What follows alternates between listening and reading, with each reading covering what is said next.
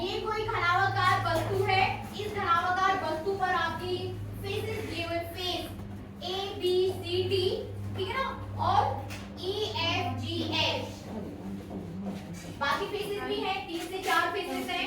Total कितने face होते हैं घनाभ में? 6 फलक ना, 6 फलक होते हैं। हाँ ये पढ़ नहीं आ रहा मुझे फलक, हाँ मैं तो 6 फलक होते हैं, 6 फेसेस होती हैं, और कोर कितनी होती है? 8। ठीक है, हमें आयतन पर कैसे उड़ान निकालना है। चलिए बिल्कुल बातचीत करें, ठीक है। तो वही ये आपके पास है, और इसके इधर आप उसको फोर्स लगा रहे हो, बल लगा रहे हो, तो ऊपर वाला फेस आपका खिसक जाएगा, नीचे वाला फेस क्या है? एज इट इज रहेगा। ये और ये फेस एक दूसरे के साथ समांतर हैं, एक दूसरे के साथ विपरीत फेसेस हैं। इस फेस का विपरीत फेस ये है, तो आप विपरीत दोनों ऐसे फेसेस को चयन करोगे जो एक दूसरे के साथ विपरीत दिशा में या विपरीत है, अपोजिट वाले, ठीक है।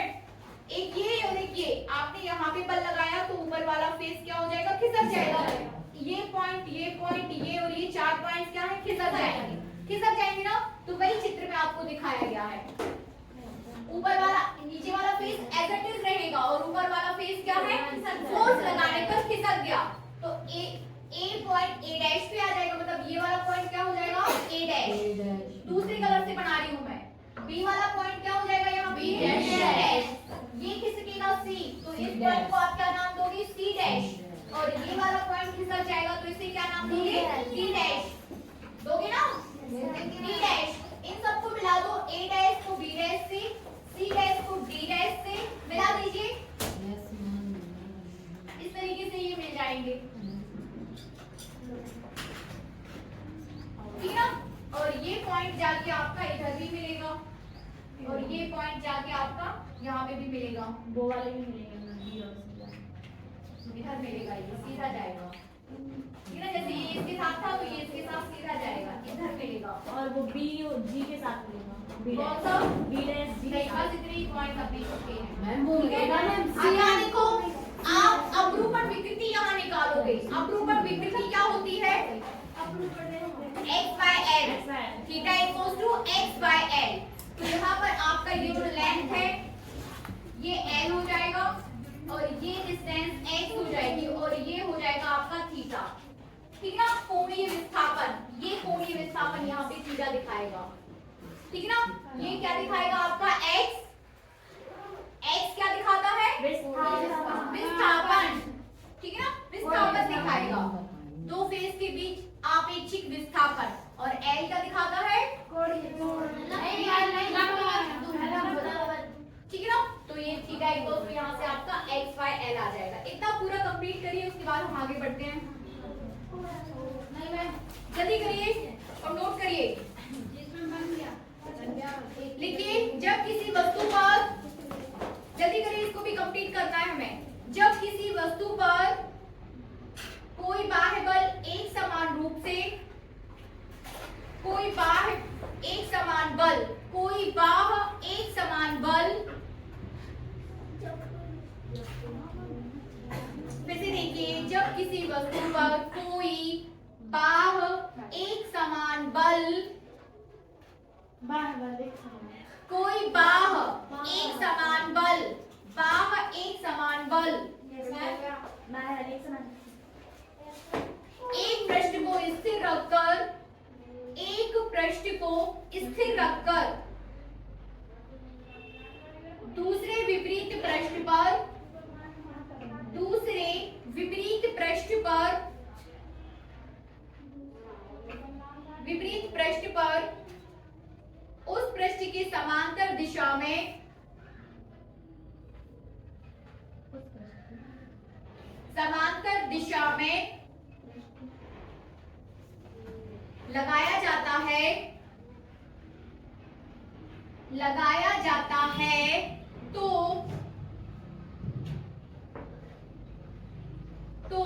केवल वस्तु की आकृति में परिवर्तन होता है।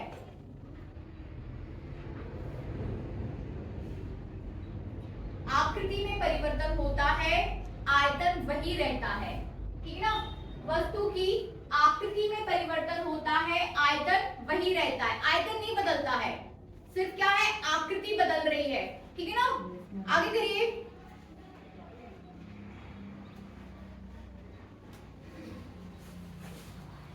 प्रत्यास्था की सीमा में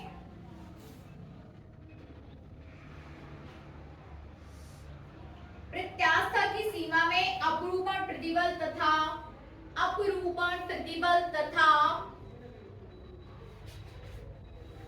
अपरूपण विकृति के अनुपात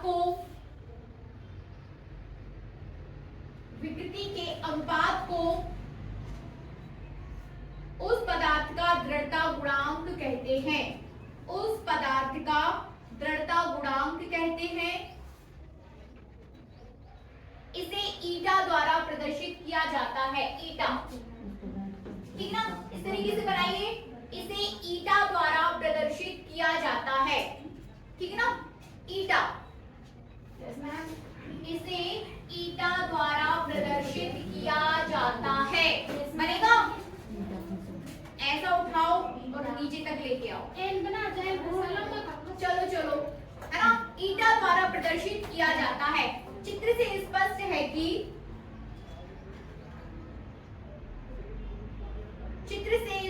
है कि अपरूपण विकृति बराबर, ठीक ना, अपरूपण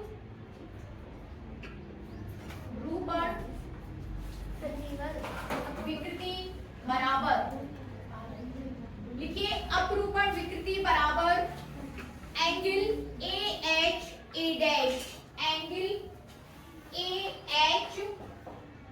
डैश, ठीक ना, ये एंगल बनना ना थीटा, सभी देखिए ब्लैक बोर्ड पर, ए डैश, ये थीटा है और यही अपरूपण विकृति है। एंगल ए डैश थीटा बराबर, ऐसा लिखते जाइए जैसे मैं बोर्ड पे लिख रही हूँ, थीटा बराबर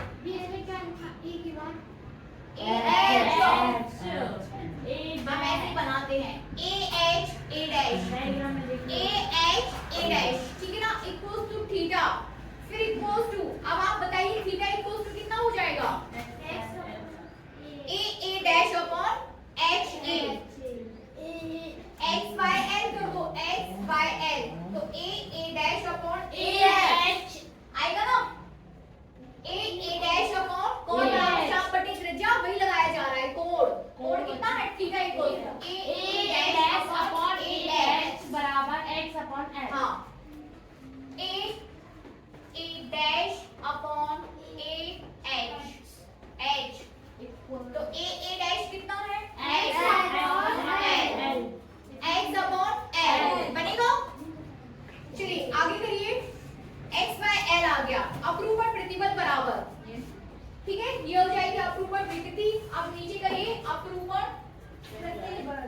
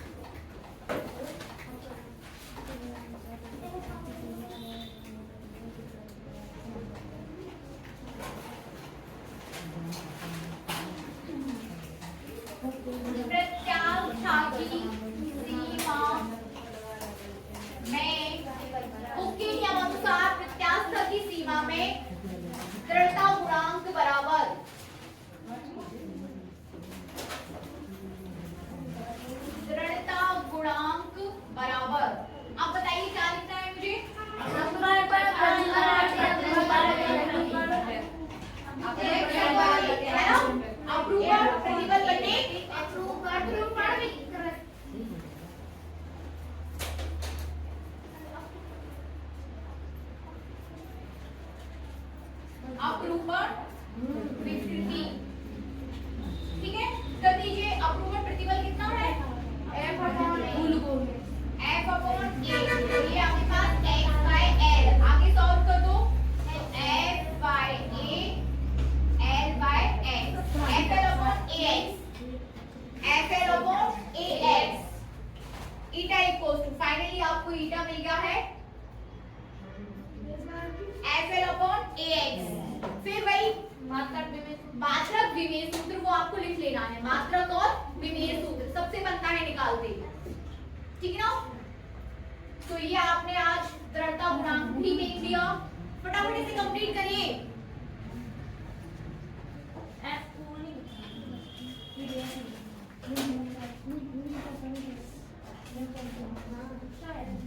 हेडिंग दीजिए, स्टील रबर की अपेक्षा अधिक प्रत्यास्थ है। इसे भी कंप्लीट करना है हमें अभी।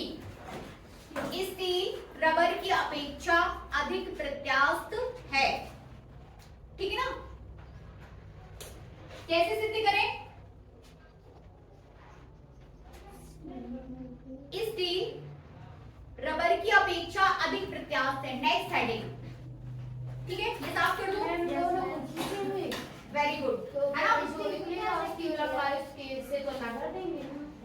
यहाँ देखो, मैं इसे साफ कर दूं क्या? कोई किसी को कुछ पूछना तो नहीं इसमें? इजी है। जितने भी टॉपिक हम लेते हैं लगता है कि बहुत टफ है, लेकिन जब हम उसको कर लेते हैं तो कुछ लगता नहीं उसमें, तो है ही नहीं। बात इसलिए इजी हो जाती है क्योंकि आपके पास कॉन्सेप्ट होता है।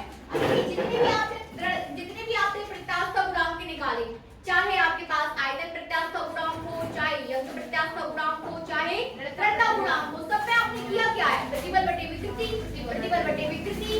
प्रतिबल आपके पास है, विकृति आपके पास है, और दो को डिवाइड कर दो, फाइनल उसको राइट कर दो, है ना। चलिए हेडिंग दीजिए, स्टील रबर की अपेक्षा अधिक प्रत्यास्थ है।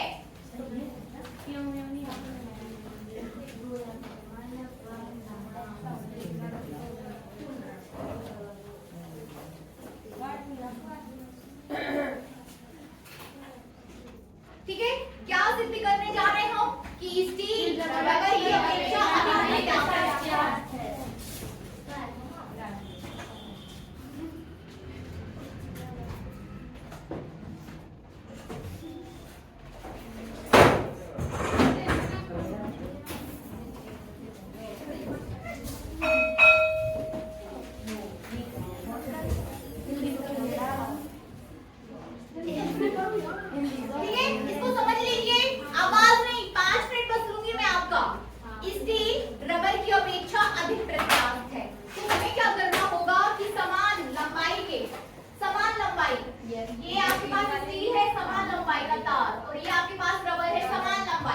देखिए, जब आप किसी की तुलना करने जा रहे हो तो हमें समानता से तुलना करनी चाहिए।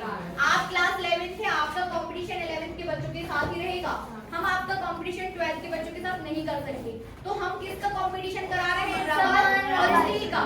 तो हमें कंपटीशन समान रखना पड़ेगा। समान इन द सेंस कि उनकी लंबाई समान हो, मतलब स्टार्टिंग जो लंबाई आप ले रहे हो इनिशियल समान लेनी है आपको। लंबाई आपके पास समान है और उन पर भार भी आपको समान ही लटकाना है, ठीक है ना। आपके पास स्टील है, आपके पास क्या है? तार। तार को किससे डिनोट करें? कॉपर। कोई भी तार ले लो, ठीक है। तार को कहाँ डिनोट किया गया? तार को आर। रबर का तार है भाई, रबर आर। रबर है, स्टील और रबर, ठीक है ना। स्टील और रबर दोनों समान लंबाई के लेंगे और उन पर भार भी आप कैसे लटकाओगे? समान। एक पर भार लटका दिए, ठीक है ना। दोनों पर क्या किया? भार लटका दिया। और फिर सूत्र लगा देंगे आप y equal to mgl upon pi r square l। mgl upon pi r square l, ठीक है ना। स्टील के लिए सूत्र क्या हो जाएगा?